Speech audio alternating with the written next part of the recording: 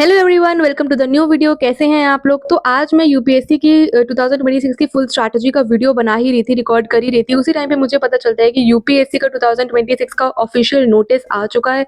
तो मैंने सोचा कि उसको भी रिकॉर्ड करती हूँ एंड दोबारा से ही वीडियो बनाती हूँ। चलो, यूपीएससी का जो 2026 का जो प्रीलिम्स एग्जामिनेशन है वो 24 मई को है। 2026 में, याद रखना कब है, 24 मई को है। ठीक है।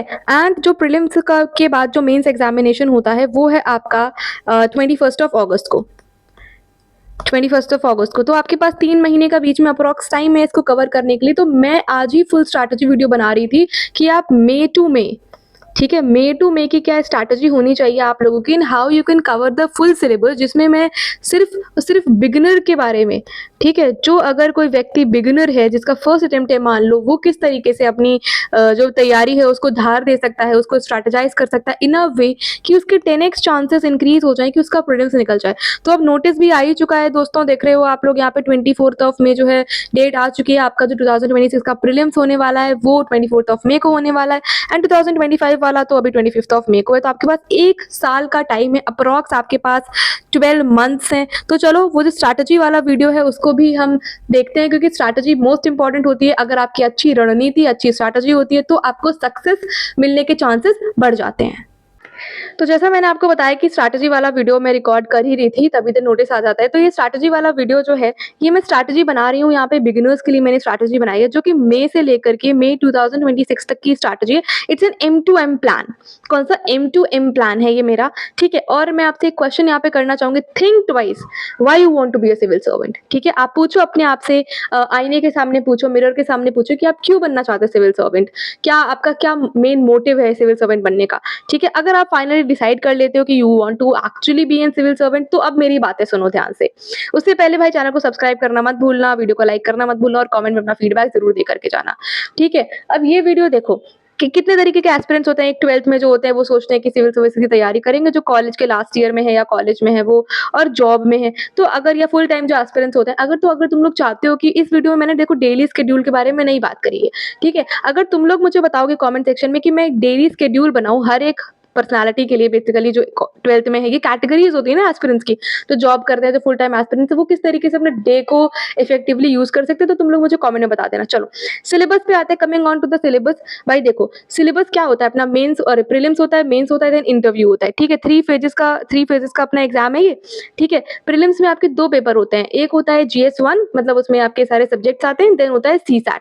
तो प्रीलिम्स की डेट जैसे कि अब आई चुकी है 24 मई 2026, तो अब तुम्हारे दिमाग में टारगेट सेट है, 24 मई को तुम्हारा प्रीलिम्स है, दिसंबर तक की तुम्हें अपना जितना भी मेंस है वो कंप्लीट करना है। ठीक है, ये सारी बातें मैंने इस वीडियो में करी है कि प्रायोरिटी सेक्शंस तुम्हारे क्या होने चाहिए, ठीक है, और CSAT तुम किस तरह से करोगे, कैसे तुम स्ट्रैटेजाइज कर सकते हो, 2 सब्जेक्ट साइमल्टेनियसली लेकर के चलोगे तो बेहतर रहेगा। करंट अफेयर्स का अब तुम किस तरीके से प्लान कर सकते हो, नोट्स किस तरह से बना सकते हो। देखो जिसका फर्स्ट अटेम्प्ट होगा, जिसका सेकंड अटेम्प्ट होगा, जो भी है, बट जो भी स्टूडेंट्स एस्पिरेंट्स टारगेट कर रहे हैं 2026 का एग्जाम, ये वीडियो उनके लिए बहुत इफेक्टिव रहने वाला है। How you are going to select your optional, क्या क्या क्राइटेरिया होते हैं ऑप्शनल सिलेक्ट करने के, CSAT के लिए तुम क्या कर सकते हो, देन रिवाइज कैसे कर सकते हो, मेंस आंसर राइटिंग तुम्हें कब से स्टार्ट करनी चाहिए। ठीक है, सबसे पहले मैं तुम्हें यही बात बता देती हूँ कि देखो तुम्हारे पास ये मई है, ठीक है, आज जब मैं वीडियो पोस्ट कर रही हूँ तो it's 15 May, if I am not wrong, today is 15th, हाँ 15th। ठीक, तो आधा मई तो निकल चुका, but still we have 15 days in our hand. ठीक है, तो मई, जून, जुलाई, अगस्त, सितंबर, अक्टूबर, नवंबर एंड दिसंबर। ये देखो, मैं कोई स्ट्रैटेजी ऐसे नहीं होती है कि मैं पूरा तैयार करके, मेरे दिमाग में स्ट्रैटेजी रहती है, ऐसे ही तुम्हारे दिमाग में भी सारी स्ट्रैटेजी तुम्हारे दिमाग में घूमती रहनी चाहिए। ठीक है, अब फिर बारी आती है जनवरी, फरवरी, मार्च, अप्रैल एंड मई। फिर से हम मई में पहुंच गए, मई से ही हमने स्टार्ट करा था एंड हम फिर मई में पहुंच गए, 2026 में मई में फिर पहुंच गए। ठीक है, तो अब यहाँ पे तुम्हारी स्ट्रैटेजी जो मैं मोटा तौर पे तुम्हें बताना चाहूंगी, दिसंबर तक you have to cover all your optional, सारी तुम्हारी मेंस की बातें जितनी भी तुम्हें करनी थी, मैक्सिमम तुम जनवरी तक स्ट्रेच कर सकते हो। जनवरी के बाद तुम्हें फरवरी, मार्च और अप्रैल में प्रीलिम्स ओरिएंटेड हो जाना है। ये मेरी बात गांठ बांध लो, प्रीलिम्स ओरिएंटेड हो जाना है, क्योंकि मेंस का जो आप कंसेप्ट पढ़ते हो, सारी चीजें पढ़ते हो, दैट एक्चुअली वर्क प्रीलिम्स में करती है वो चीजें, बट प्रीलिम्स में फैक्ट होता है, आपके पास आपके सामने 4 ऑप्शंस होते हैं, वो उसमें से आपको आंसर सही टिक करना होता है। ठीक है, तो अपने दिमाग में ये बात बसा लो कि 24 मई को तुम्हारा एग्जाम है एंड तुम्हें जनवरी तक मैक्सिमम जो तुम्हारा ऑप्शनल और मेंस का जो भी टॉपिक होते हैं, क्योंकि देखो आई क्लैरिफाई कि ऑप्शन जो आपका सिलेबस होता है ना, उसमें काफ़ी चीज़ें मेंस में ही होती हैं और प्रीलिम्स में नहीं होती। ठीक है, और काफ़ी चीज़ें प्रीलिम्स में होती है जो मेंस में नहीं होती, जैसे आपका सीसैट है, वो सिर्फ आपको प्रीलिम्स तक ही पढ़ना है। ठीक है, वो सिर्फ आपको प्रीलिम्स में पढ़ना है, आपके मेंस में सीसैट का कोई टॉपिक नहीं। आपको एथिक्स सिर्फ और सिर्फ आपको मेंस के लिए पढ़ना है, आपको प्रीलिम्स के लिए नहीं पढ़ना है। सोसाइटी आपको मेंस के लिए पढ़ना है, प्रीलिम्स के नहीं पढ़ना है। ठीक है, तो ये सारी चीज़ें you have to think twice.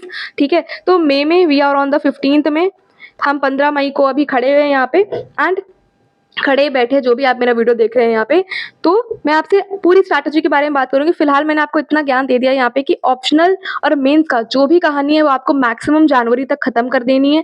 जनवरी तक हर हाल में आपको ऑप्शनल और मेंस के जो सब्जेक्ट्स है वो खत्म हो जाने चाहिए एंड फरवरी जनवरी लास्ट से आप प्रीलिम्स ओरिएंटेड हो जाने चाहिए। प्रीलिम्स ओरिएंटेड मतलब आपका बेसिक फोकस फैक्ट्स पे, शॉर्ट नोट्स रिवाइज करने पे, करंट अफेयर्स पे हाईली फोकस्ड होना चाहिए। ठीक है, क्योंकि 24 मई को आपको जाकर के एग्जाम देना है, दैट्स द मेन पॉइंट, तभी आप जाकर के मेंस पे पहुंचते हो। Without clearing prelims you can not go to the mains. ठीक है, तो मेंस की बात हम बाद में करेंगे। फिलहाल अभी हमारे सामने जो डेट है वो 24 मई है, जो हमारा प्रीलिम्स है। ठीक है, आपका जो मेंस है वो शायद अगस्त में है, 21 अगस्त को है, if I am not wrong, तो एक बार चेक कर लेना, I can be wrong, but 21 अगस्त को, अगस्त में है, मतलब 3 महीने का टाइम है आपके पास, पर आपने दिसंबर तक मेंस की तैयारी कर रखी है। ठीक है, अगर मैं आपसे ऊपर बात करूं, I come on to the topic first. ठीक है, अगर आप अभी से तैयारी स्टार्ट करना चाह रहे हो, अभी से तैयारी, ठीक है, अभी से अगर आप तैयारी स्टार्ट करना चाह रहे हो, तो what you can do is I have divided the subjects into the 2 priority sections. ठीक है, 2 प्रायोरिटी सेक्शंस मैंने बना दिए हैं, एक प्रायोरिटी सेक्शन 1 है और प्रायोरिटी सेक्शन 2 है।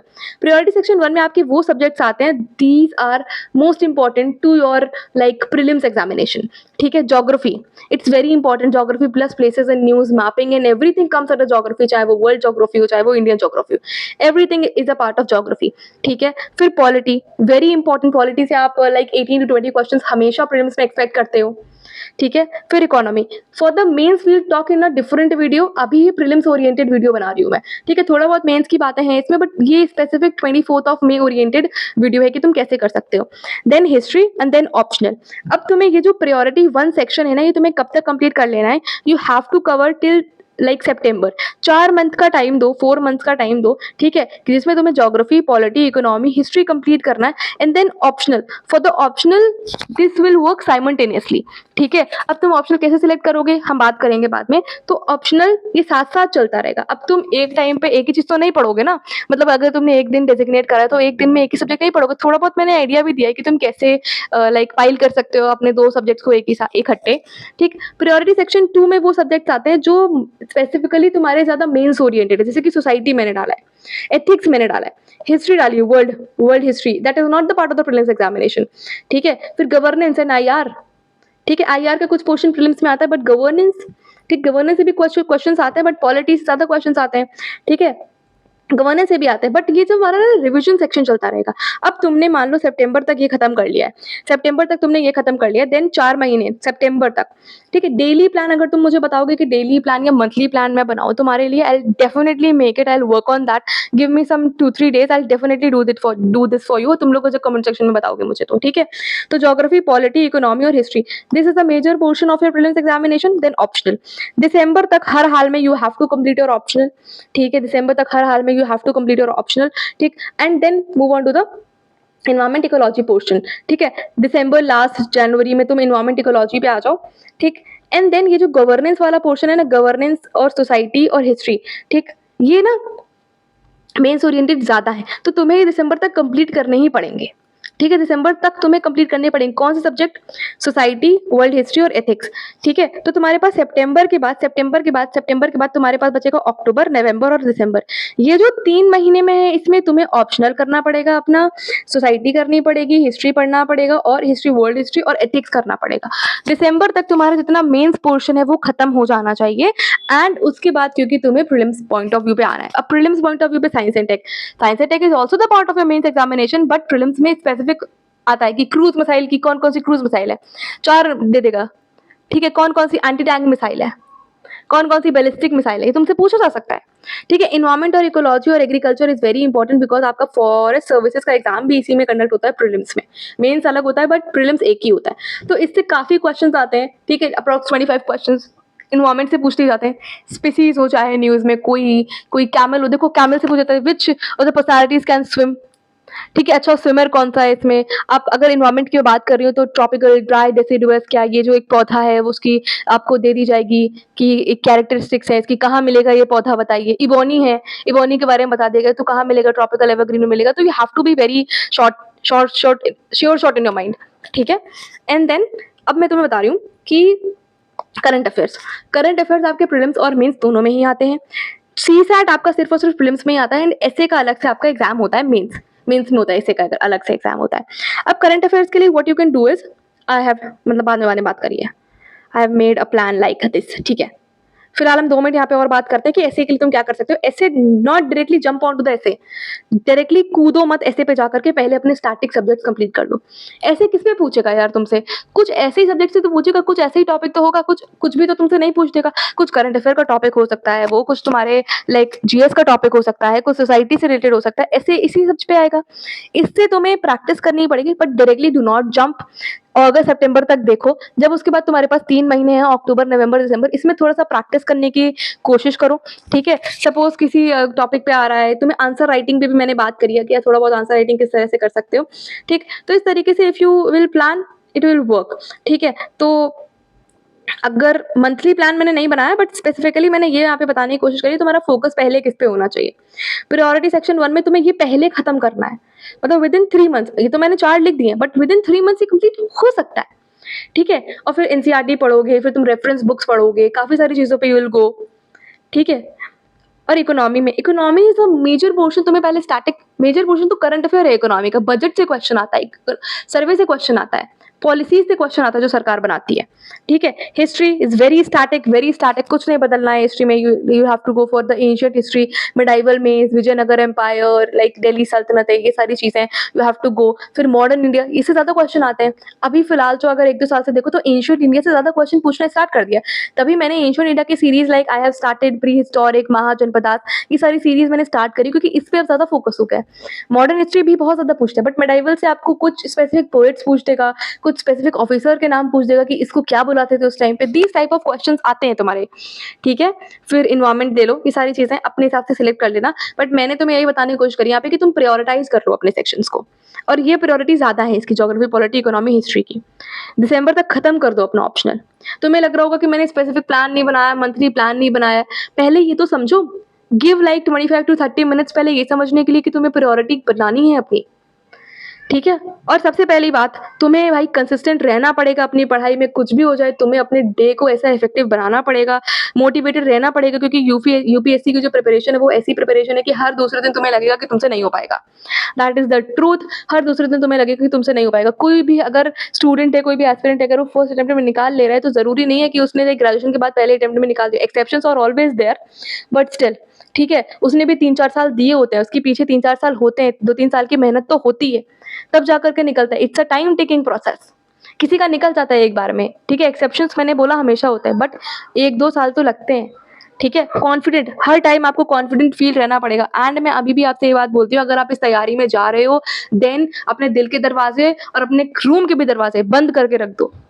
दिल के दरवाजे तो तुम्हें पता होगा क्यों बंद करके रखने हैं तुम्हें। ठीक है, कमरे के दरवाजे ही बंद कर दो। अपने कमरे को ऐसा बिल्कुल मैप वैप लगा करके चारों तरफ अपने नोट चिपका करके ऐसा बना लो हर टाइम तुम्हें इसी का ध्यान आए। ठीक है, बट सोशलाइज भी थोड़ा बहुत हो, थोड़ा बहुत मिलते रहो, नहीं तो ऐसे ही बन के रह जाओगे। बट अगर तुम आज इतनी मेहनत कर लोगे ना यार, तो कल को जब तुम 12 लोगों के साथ सामने खड़े होगे ना, जब तुम्हारा सिलेक्शन हो जाएगा, देन यू विल थिंक कि हाँ यार दैट वाज वर्थ इट। ठीक है? स्टार्ट करो अपनी जो प्रिपरेशन है उसको 2 सब्जेक्ट से इकट्ठे, साइमल्टेनियसली 2 सब्जेक्ट का जो है जोड़ी बना करके रखो। कैसे बना सकते हो तुम? और पीवाईक्यूज़ को अपना बेस्ट फ्रेंड बनाओ। पीवाईक्यूज़ आर बेस्ट फ्रेंड, इससे तुम्हें पता चलता है उसका पैटर्न, यूपीएससी किस तरीके से घुमा के क्वेश्चन पूछता है, यूपीएससी कौन-सी ऐसी थीम्स हैं जिस पे हर साल ही या 1-2 साल में क्वेश्चंस पूछ रहा है, क्या फंडामेंटल राइट्स पे क्वेश्चन पूछ रहा है, क्या उसकी थीम पे क्वेश्चन पूछ रहा है। थीम एज़ इन मतलब कि लिबर्टी के मतलब पे क्वेश्चन पूछ रहा है कि लिबर्टी का मतलब क्या होता है? क्या उसने क्वेश्चन पूछा है कि preamble is a part of constitution और नॉट? इसको आइडेंटिफाई करने की कोशिश करो। How will you be able to identify? With the previous year questions. तो ज्योग्राफी और पॉलिटी की जोड़ी बना लो। जब भी किसी भी सब्जेक्ट की जोड़ी बनाओ तो उसके प्रीवियस ईयर क्वेश्चन सामने रखो, उनको सॉल्व करने की कोशिश करो। कम मार्क्स आ रहा है, कुछ भी मार्क्स आ रहा है, मॉक टेस्ट में कम मार्क्स आ रहे हैं, उसे टेंशन नहीं लेने। अभी टेंशन लेने का टाइम नहीं, ना अभी मॉक टेस्ट लगाने का टाइम है। अभी तो तुम्हें पढ़ना है, पहले तुम्हें समझना है सिलेबस को। अगर तुम 1-2 साल से तैयारी कर रहे हो, 2026 में अपना अटेम्प्ट देने जा रहे हो, तब भी तुम्हें रिवाइज तो करना है। तो प्रायोरिटी सेक्शन से रिवाइज करो, ठीक है? तो ज्योग्राफी पॉलिटी की जोड़ी बना लो, एमसीक्यू पीवाईक्यू साथ में पढ़ते रहो। इकोनॉमी और ऑप्शनल की जोड़ी बना लो, जो भी तुम्हारा ऑप्शनल है रिवाइज करो। हमेशा जब भी कोई नया सब्जेक्ट उठाओ, पुराने सब्जेक्ट को रिवाइज करो। हिस्ट्री और ऑप्शनल की जोड़ी बना लो अपनी, जो भी, क्या पता तुम्हारा हिस्ट्री ही ऑप्शनल हो तो कुछ और ले लो साथ में, ठीक है? पॉलिटी रिवाइज कर लो, पॉलिटी तो हर तुम्हारे दूसरे महीने रिवाइज होता रहेगा चीजें। फिर साइंस एंड टेक और एथिक्स की जोड़ी बना लो, ठीक है? पॉलिटी के साथ तुम गवर्नेंस पढ़ते चलोगे, ठीक? या फिर तुम आईआर और एनवायरमेंट इकोलॉजी की जोड़ी बना सकते हो।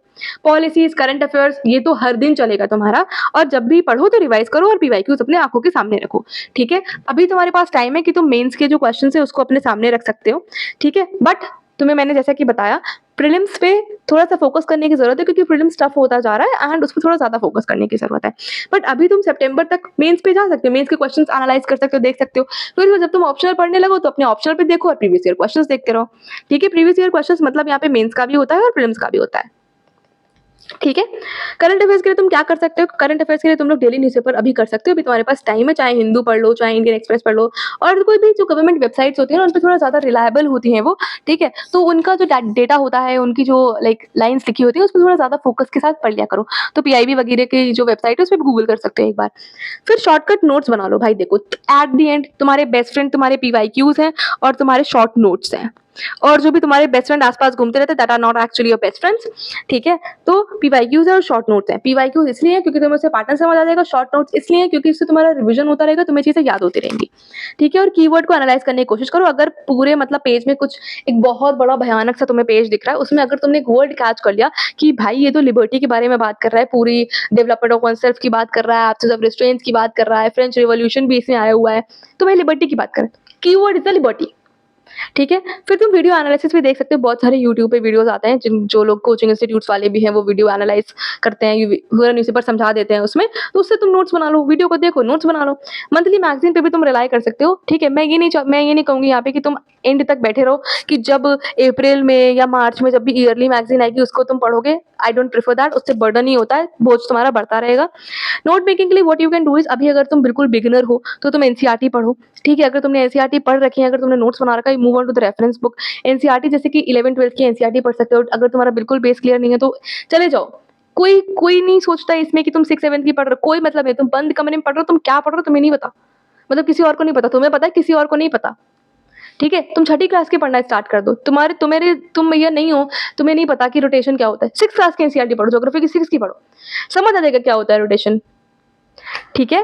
फिर तुम रेफरेंस बुक पे जाओ। रेफरेंस बुक मतलब मॉडर्न इंडिया के लिए स्पेक्ट्रम, लक्ष्मीकांत फॉर पॉलिटी, ठीक है? जीसी लियोंग पे जा सकते हो, Nitin Singhania for art and architecture पे मूव ऑन कर सकते हो। ये तुम्हें देखना पड़ेगा अपने हिसाब से, ठीक है? NCERTs are best but reference books are also important, ठीक है? कीवर्ड एनालाइज, पहले ही मैंने बोला कीवर्ड एनालाइज करो, रिकॉल करने की कोशिश करो, ठीक है? शॉर्टकट बना। I have made notes of my polity for the 800 pages 900 pages I am Laxmikanth into like 7 to 8 pages, क्योंकि मुझे स्टोरी पता है, मुझे सिर्फ कीवर्ड्स लिखने थे, तो वो कीवर्ड्स मैंने लिख लिए, 7 से 8 पन्ने में मेरे नोट्स खत्म हो गए, ठीक है? What you can do for the optional, अभी तुम ऑप्शनल के लिए पहले परेशान मत हो, पहले 2-3 महीने तुम ये सिलेबस पढ़ो, ज्योग्राफी पढ़ो, पॉलिटी पढ़ो, हिस्ट्री पढ़ो, साइंस एंड टेक लेकर के देखो क्या समझ आता है तुम्हें, क्या ये सब्जेक्ट्स तुमको इंटरेस्टिंग लगते हैं। ऑप्शनल सब्जेक्ट हमेशा वो लेना चाहिए जिसमें तुम रात भर बैठ करके चर्चा कर सकते हो, जिसपे तुम थको नहीं बात करने में, जिसमें तुमको मजा आए, या चाहे वो सब्जेक्ट तुम्हारे ग्रेजुएशन का हो सकता है, चाहे वो सब्जेक्ट तुम्हारे इंटरेस्ट का हो सकता है। इंटरेस्ट का तुम्हें कैसे पता चलेगा? जब तुम इस सब्जेक्ट के थ्रू जाओगे। ग्रेजुएशन में अगर तुमने लाइक पॉलिटी है, तुम्हारा पॉल साइंस से ऑनर्स कर रखा है, तुमने पॉल साइंस भाई ले लो, अगर तुम्हें मजा आती है पॉल साइंस में। तो नहीं मजा आ रही, क्या पता तुम्हारा चेंज हो, तुम ज्योग्राफी अच्छा लगने लगे, सिलेबस पढ़ा तुमने, ज्योग्राफी मजा आ रही है, तुमको प्लेट टेक्टोनिक्स में मजा आ रही है, तुमको सी फ्लोर स्टडिंग में मजा आ रही है, बिग बैंग थ्योरी तुमको इंटरेस्टिंग लग रही है, क्यूमुलोनिम्बस क्लाउड्स देख करके तुम फैसिनेट हो जाते हो, तो तुम्हें मजा आती है। ठीक है, फिर टेस्ट सीरीज के थ्रू भी तुम जा सकते हो, टेस्ट सीरीज वगैरह देख करके देखो। और अगर तुम बहुत ज्यादा कंफ्यूज हो तो भाई एक तो तुम 2 सब्जेक्ट्स का सिलेबस देख लो।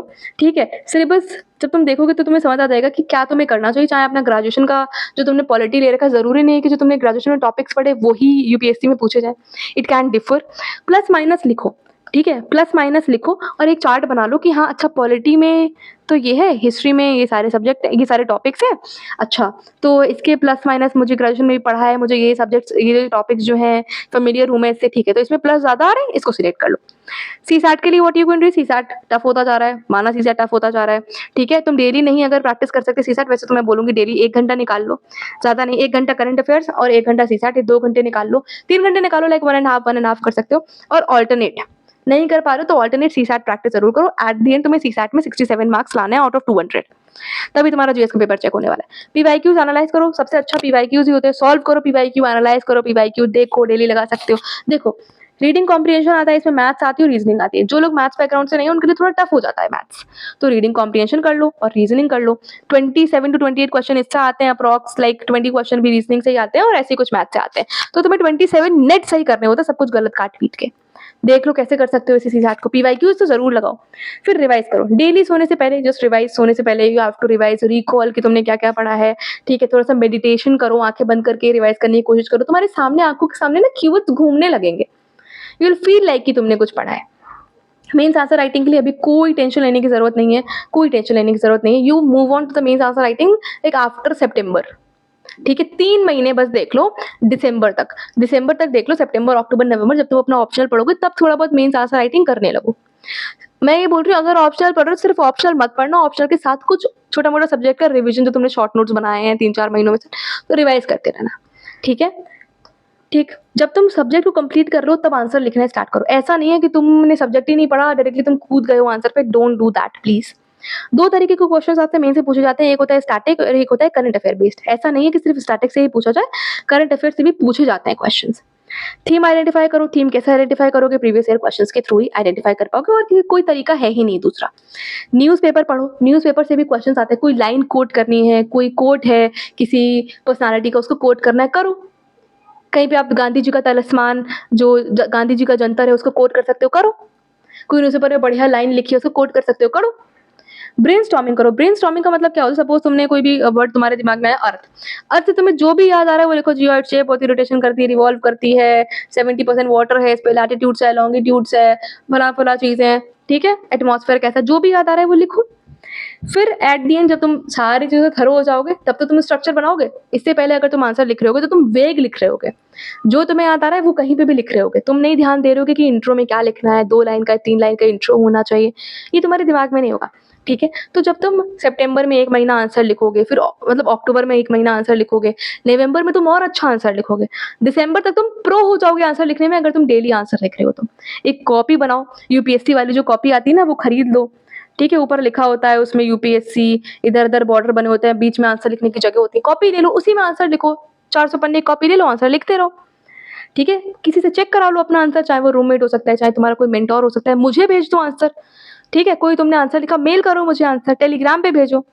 ठीक है, मेल कर दो मुझे आंसर, आई विल चेक। फिर मैं तुम्हें कुछ एडिशन पॉइंट्स हो सकते हैं उसमें, या तुमने कुछ गलती कर दी वो बता सकते हो, मुझे भेजो आंसर। ठीक है, आई थिंक ये वीडियो बहुत ज़्यादा लेंदी हो जाएगा नहीं तो, एंड क्योंकि अगर आप लोग मुझे बताओगे कि और क्या मैं ऐड ऑन कर सकती हूँ, कोई डेली स्केड्यूल चाहिए या फिर कुछ मंथली स्केड्यूल चाहिए, तो that are also make. And मैं पढ़ा रही हूँ अपने चैनल पे, क्या पढ़ा रही हूँ इस टाइम पे, एंशिएंट हिस्ट्री पढ़ा रही हूँ, पॉलिटी और geography I have just started. Syllabus मैंने डिकोड कर दिया, अगर आपको ये वीडियो देखना है ज्योग्राफी डिकोडिंग वाला सिलेबस का तो तुम देख सकते हो जा करके। एंशिएंट हिस्ट्री में I have just started, pre historic period I have covered now, 1-2 दिन में महाजनपद वाला वीडियो आ जाएगा। एंड पॉलिटी में फंडामेंटल राइट्स पॉलिटी में देखो प्रियम्बल, मेकिंग, ये सारी चीज़ें वी हैव डन। अब हम फंडामेंटल राइट्स पे फोकस करेंगे because that is the most important topic. ठीक है, सिटीजनशिप से बहुत ही कम क्वेश्चन पूछता है, तो तब वो हम पढ़ेंगे जब हमारे पास बहुत ज़्यादा टाइम होगा। फिलहाल हम फोकस एरिया करेंगे जो फोकस है 2026 के एग्जाम पे। और यहाँ पे मैं आपको बता दूँ, सिर्फ और सिर्फ आप यूपीएससी के लिए ही नहीं, स्टेट पीसीएस के लिए, जैसे कि मैं उत्तर प्रदेश से बिलोंग करती हूँ, तो यूपी पीसीएस के लिए आप मुझ पर रिलाई कर सकते हैं। एंड यूपी का जो आरओ एंड एआरओ का एग्जाम है, उसके लिए भी अगर आपको कोई डाउट हो, कोई क्वेरी हो, तो आप लोग मुझे कमेंट सेक्शन में बता सकते हैं। ठीक है, आई होप अगर आपको ये वीडियो पसंद आया होगा तो आप लोग चैनल को सब्सक्राइब कर लें, वीडियो को लाइक करें एंड कमेंट में अपना फीडबैक मुझे ज़रूर दे करके जाएँ। मिलेंगे आप लोगों से नेक्स्ट वीडियो में, तब तक के लिए bye bye and all the very best.